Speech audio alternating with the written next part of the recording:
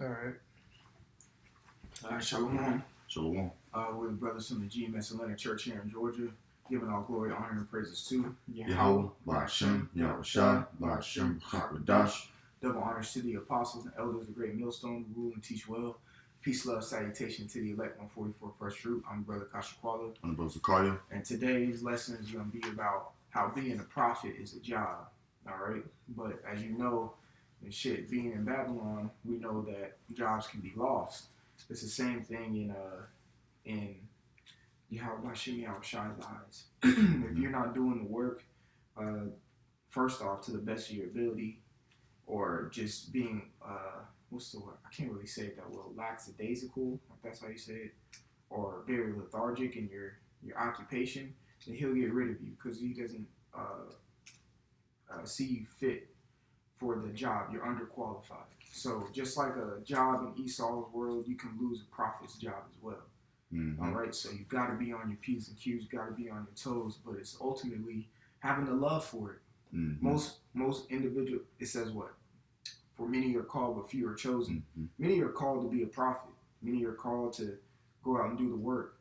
And many go out and do it, as we've seen. But many fall out, all right, and get fired from their job, all right? Therefore, become a reprobate and bugged out their mind. You see? Mm-hmm. Go ahead. You start to get dry, man. You know, your branches, your leaves, your fruit start to get real dry. You start to wither away. Yep. You become a dry ass tree, man, a dry plant. And the Lord just gonna wing you up out, man. All right. That's why you got to continue to occupy yourself in the Lord, man. Because what? He give us that life, man, for us to be rooted in the ground, man. All right. For us to keep bearing fruit, etc., man. All right. The spirit is that water that keeps us going, man. All right. And that fire that keeps our drive. Okay. That's why it's very important to keep your mindset on Yahweh Ba'ashem Yahushua. You got it, bro. Come on, I'm gonna bring something out since you said that. Come on. Bear with me. Bear with me 1 second. Come on. Yeah, man. Hey, keep praying to the Lord, man. Keep occupying yourself and the things He wants you to do at your office, man, at your position. And hey, man, you're going to continue to flourish, man. All right, that's what it's all about. Because we're in these last days, man, and our people are lost, man. Okay, you know, your old demons try to catch up with you, etc., man. Hey, you got to keep trimming. You got to keep cleansing yourself. All right, you got to keep supping with the Lord, man. All right, so that He can allow you to withstand, man, to endure, man. Because these days are just getting darker and darker, man. Okay, God. You got it, bro? Yeah, I got it. I'm going to pull it up in my Bible. God. I like reading out. I like reading out the physical Bible. But it's Matthew 21. All right. This is Matthew 21 and 17. It says, and he had left them and went out, and this is Yahushua. And he had left them and went out of the city into Bethany, and he lodged there. Yahushua left and went to the city called Bethany. Now, when you look up the word Bethany, it means house of misery. There's reasons why he went areas that, you know, had symbolic names, like the Garden of Gethsemane. Gethsemane means the oil press, all right? And Bethany means house of misery. That goes along with Isaiah, the 53rd chapter, where it says he was acquainted with grief. So verse 18, it says, now in the morning, as he returned into the city, he hungered. Usually when you wake up in the morning, you got a little growl to your stomach. It's just the flesh. All right? Verse 19, and when he saw a fig tree in the way, he came to it and found nothing thereon but leaves only, and said unto it, let no fruit grow on thee henceforth forever. See, that's symbolic. Mm-hmm. You come up to a man who claims to be a prophet or doing the work of the Lord, but there ain't no fruit that he's producing. Mm-hmm. You see, that's the same thing the brother was saying. You like a fig tree withered away, and see what he did. So it says, let no fruit grow on thee henceforward forever. And presently the fig tree withered away. See, he fired it. You know, like you're fired because you ain't doing nothing. What's your point? Why do you exist right here? If you're a fig tree, you're supposed to produce fruit. All right, and being a prophet, you're a spiritual fig tree, and you are supposed to produce. Mm-hmm. Whether it be your videos, whether it be linking up with bros, whether it be going to class, going to camp, teaching people. All right, you're supposed to do something that's productive, and that you're producing something. If you're not, and you're lethargic and you're settled on your leaves, the Lord will get rid of you, and you'll wither away like the fig tree that he cursed in Matthew the 21st chapter. You see? All right. So I'm going to finish this out. It says, and presently the fig tree withered away. And when the disciples saw it, they marveled, saying, how soon is the fig tree withered away? And Yahushua answered, saying unto them, verily I say unto you, if ye have faith and doubt not, ye shall not only do this, which is done to the fig tree, but also if ye shall say unto this mountain, be thou removed, and be thou cast into the sea, it shall be done. You see? But if you do what you're supposed to do and have the faith that you're supposed to have, and increase it and increase your productivity, look, you're gonna get these type of spiritual increases. But if not, I'm gonna fire your ass and you're gonna wither away like this fig tree. He said, what, say unto this mountain? Speak, prophesy, man. All right. Look at what we doing spiritually to these mountains today, man. Okay? These different governments are falling apart, man. All right? Esau don't know what to do because of what? The spirit of Yahweh Shemi Yahushua, man. All right? We having faith and we're prophesying, man. All right?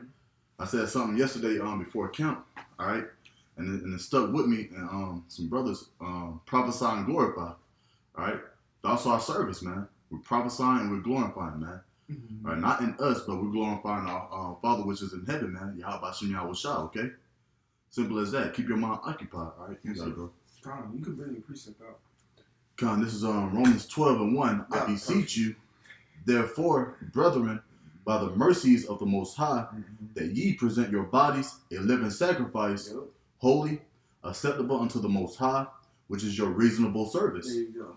That's the point of that, which is your reasonable service. That's the point of that particular scripture, according to this lesson that we're doing.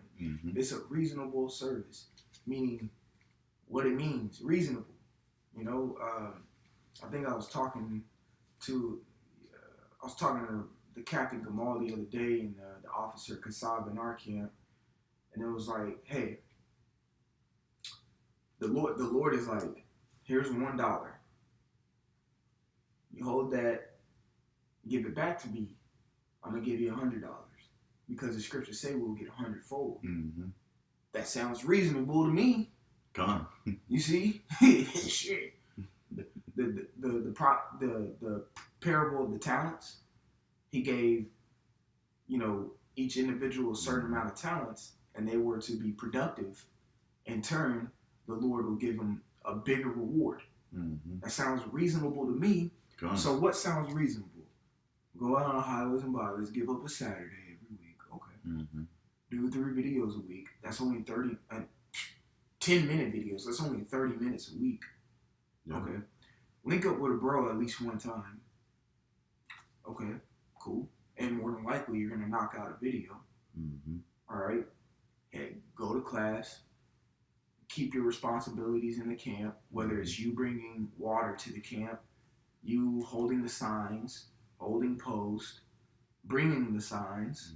You see what I'm saying? Speaking, listening to the sergeant when he designates the order of the camp, listening to your captains, your priests, and your bishops, and your elders.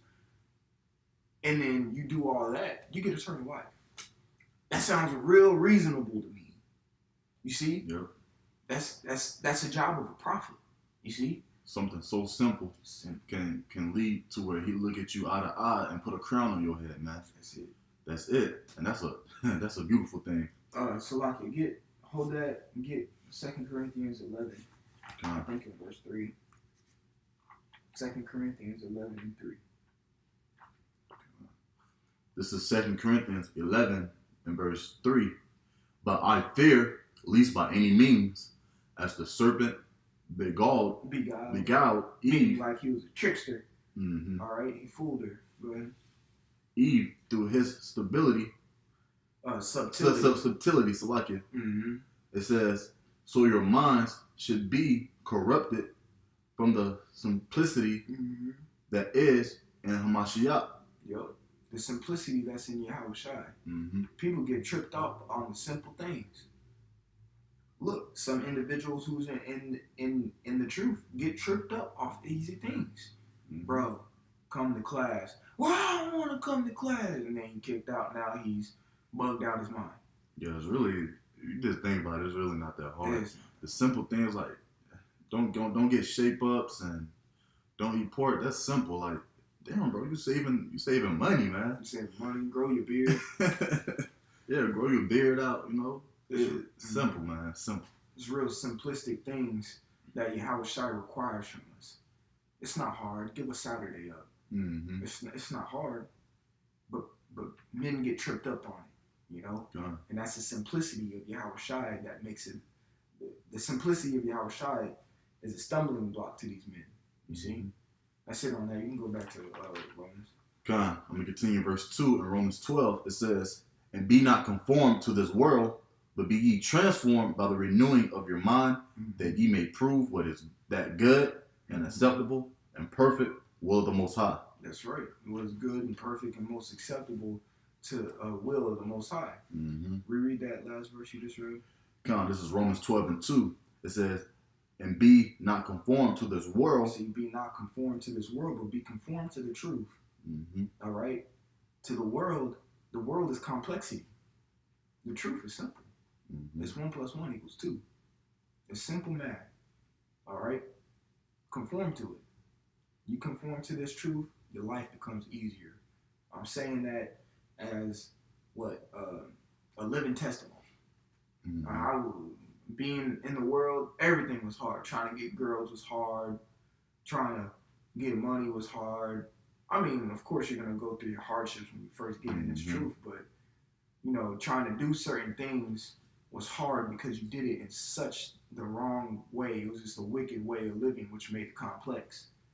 You see, coming to the truth, you learn how to eat right. You learn how to speak to people. You learn how to be a people person. You learn how to move in life, what to say, what not to say, when to say it. Wisdom. You know, experience is the best teacher. You start learning, and you form yourself into being a man. All right? Following the simple way. Go ahead, bro. "And be not conformed to this world, but be ye transformed by the renewing of your mind." That's right. Be ye transformed by the renewing of your mind. And one thing that renews your mind is doing the job of a prophet. And if you're continually doing the job of a prophet, you're continually studying. You're continually doing the things that is required from you. In that, you know, you go on Indeed.com, you see a job description. You keep doing your job description that the Lord requires from you. All right, to be a prophet, if it was on Indeed.com, to be a prophet, we got profit, salary, eternal life. You know, here's the qualifications. Gotta give up gotta work every Saturday. Gotta do 3 videos a day or a week. Oh, that's a spirit. Hey, it's gonna get to a point we're gonna do 3 videos a day. You know, certain other little things, and you have to meet those requirements in order to be that prophet. Give up your whole life, your woman, your everything. And really, you ain't giving up too much. You ain't. Because it ain't shit here. We really don't got nothing to lose. You see? And like the brother said, like, it's crazy because, like, once you give these things up, like he mentioned, like, it's harder to get girls, it's harder to do certain things out there. But when you in the truth, it's like, it's kind of easier, you know? Yeah. It's like, man, you know, I'm on a whole nother level when it comes to certain things productive in our daily walk. Us trying to, you know, go get, you know, a particular woman that we like, or in this job, etc., man. It's like, man, we using the scriptures, you know? We keep it, you know, straightforward, etc., man. So, hey, man, Yahweh Shem Yahushua words, it's a beautiful thing to keep, man. That's right. Okay. But I'm going to continue. It says, that ye may prove what is that good and acceptable and perfect will of the Most High. Colin, you got another precept? Colin, I do. This is Ecclesiasticus, or the book of Sirach, 39 and verse 1. But he that giveth his mind to the law of the Most High, and is occupied in the meditation thereof, There you go. will seek out of will seek out the wisdom of all the ancient, and be occupied in prophecies. That's right. And be occupied in prophecies. That's what a prophet does. Mm-hmm. He watches. Habakkuk, the 2nd chapter. He studies and learns from the ancient. Matter of fact, get Psalms 119 and 100. All right? Because a prophet, he's going to stand his watch. He's going to study. He's going to study the things of old to see trends. All right? Anyone who's into money or following money, which means like economic individuals, economists, you could say, or financial advisors, whatever. They follow money and see money trends. How do you see the trend? By looking at the history of where money is going. All right? It's the same thing as a prophet. We follow the trends of history. We see how history played itself out and when it repeats itself. Mm-hmm. And we're in the point now where it's starting to be repetitive. You know, brother put in the group text that there was an article that said America's in the same kind of like, I don't know, I'm going to just say like in the same spirit as of pre-Civil War era. Mm-hmm. You see? So it was like the Civil War happened, but before then there was a lot of like conflict between America and some citizens. Like they don't disagree with certain things. I mean they disagree with certain things, and it led up to the Civil War. That article says we're in that pre-Civil War stage right now. Mm-hmm. There you go. That's prophecy. That's repeating itself. The trend of history. We're seeing it again. All right? That's the job of a prophet, to see that, and then we say it. And then we preach it. All right? Which preach means to teach it. But we understand these things because of this. Go ahead. Psalms 119 and 13, correct? 100. Oh, it's like it. This is Psalms 119 and 100. It says, I understand more than the ancients because I keep thy precepts. You see, we understand more of what was written or the individuals who wrote this back then because we understand the precepts. All right? You got to remember, King David didn't have a Matthew or a Acts or a Revelation during his time. He just had Psalms, what he was writing. You see, the Genesis, the laws. All right? And he probably had a bit of Samuel and Judges and Joshua.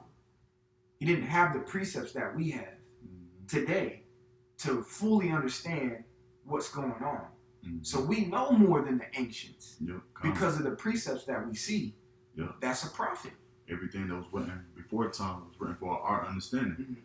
And if you think about it, how today we have, more precepts that lets you know the heavier times that we're in. All right. Like the Lord set it up to where we had these many precepts. All right. Genesis all the way up to Revelation for a reason. But we're about to hit heavier times, man. We got to know. That's why the scriptures say what? Be rooted up. I mean, it's like to be rooted in, all right, in this truth, in this faith. Okay. Colossians. Yep. So there's a reason why we have all these precepts, man. Because the Lord's like, man, we in heavier times. It's about to get real bad out here, man. Y'all steady. Y'all be charitable. Hey, I got you. Okay, hey, the day of temptation, the Jacob's trouble, when this devil come down with great wrath, it's gonna be a hard thing to endure, man. That's it.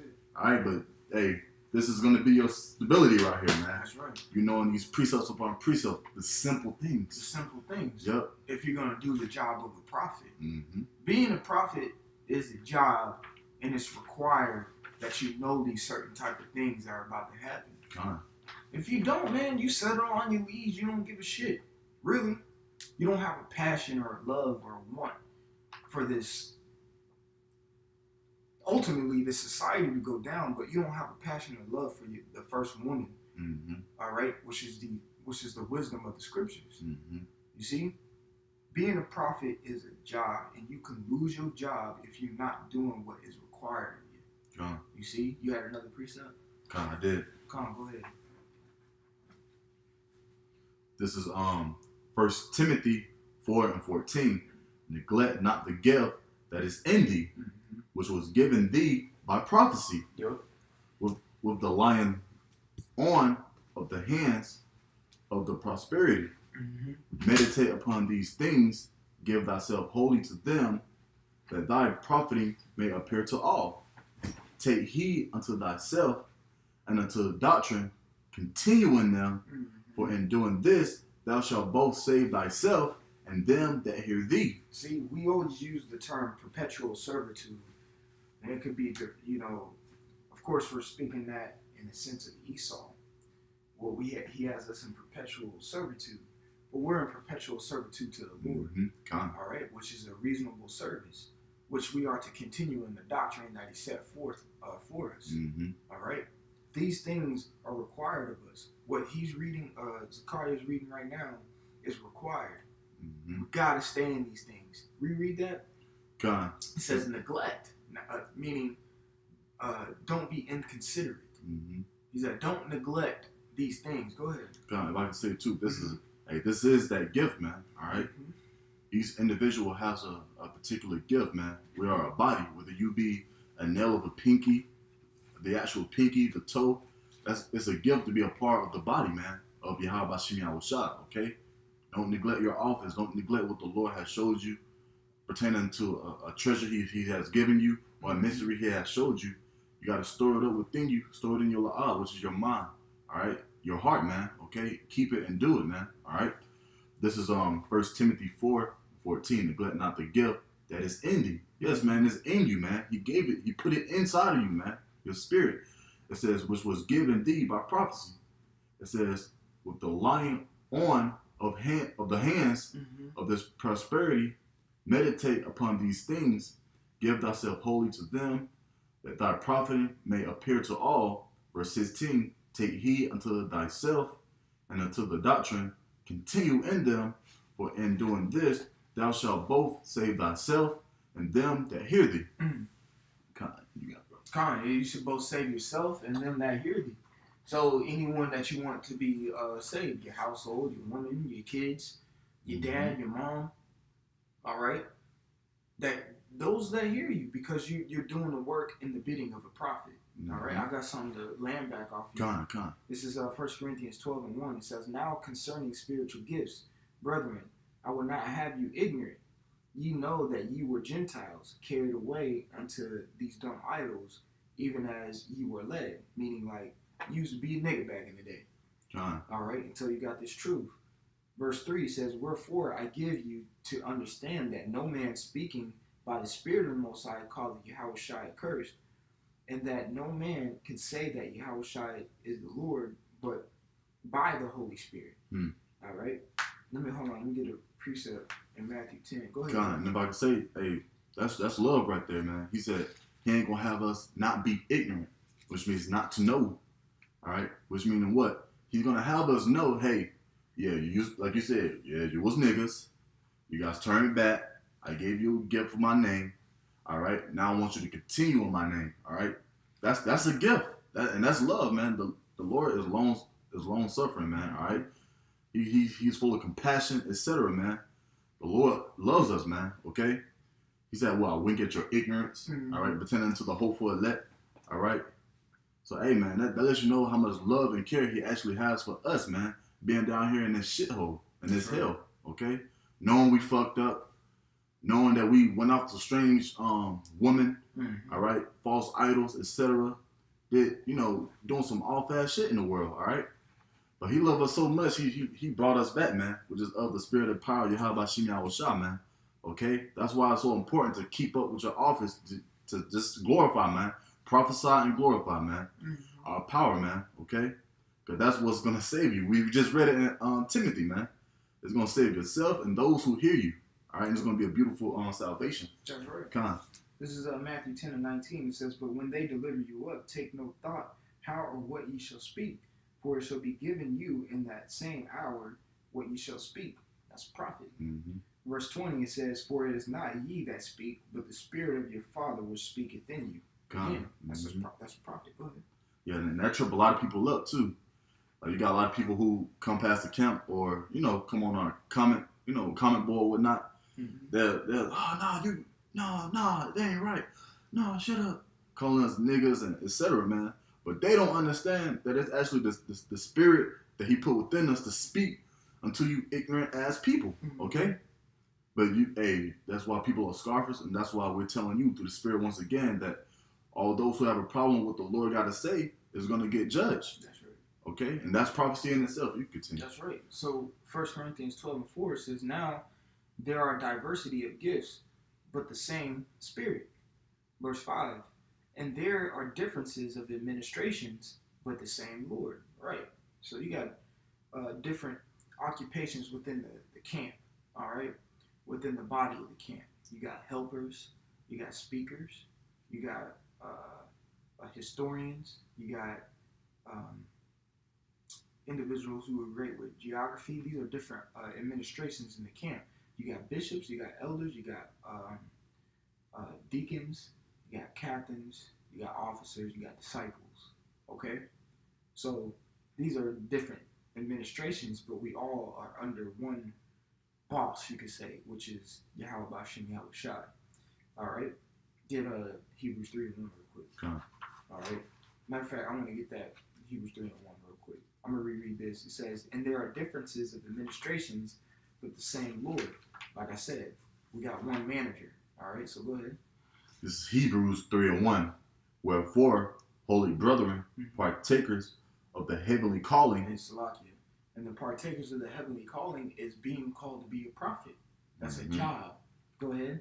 Consider the apostle. Salakia. It says consider the apostle. All right, meaning consider. When you look up the word consider, it means to view attentively or not be negligent of. Go ahead. And high priest. And high priest. So he said, consider the apostle and high priest. Go ahead. Of our profession. Of our profession. All right. When someone says be a professional or use professionalism, it's more than likely you're in a work setting at your job or your occupation.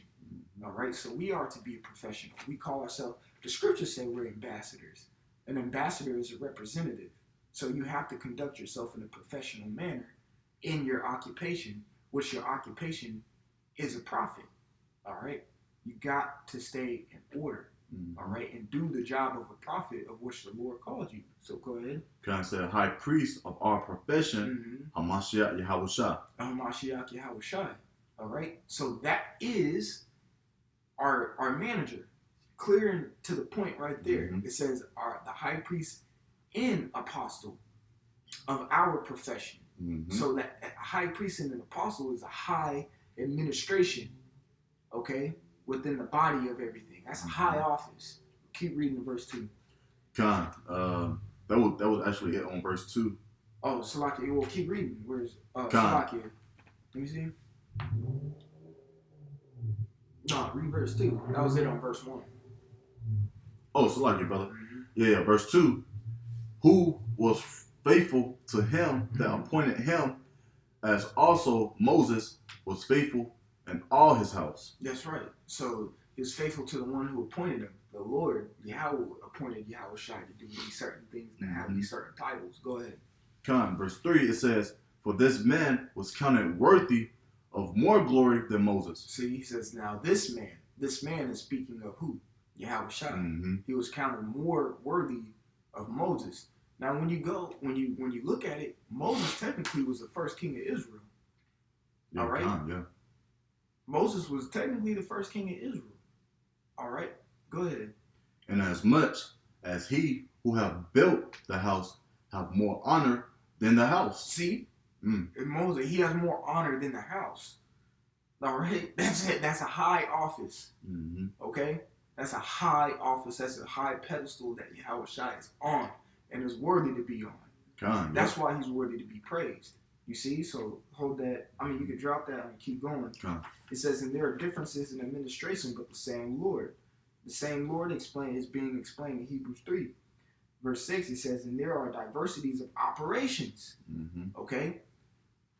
Just like the brother was saying, you got a pinky toe. That's a different operation than the pinky finger. You know, the big toe is a different operation than the thumb or the eyeball. All right?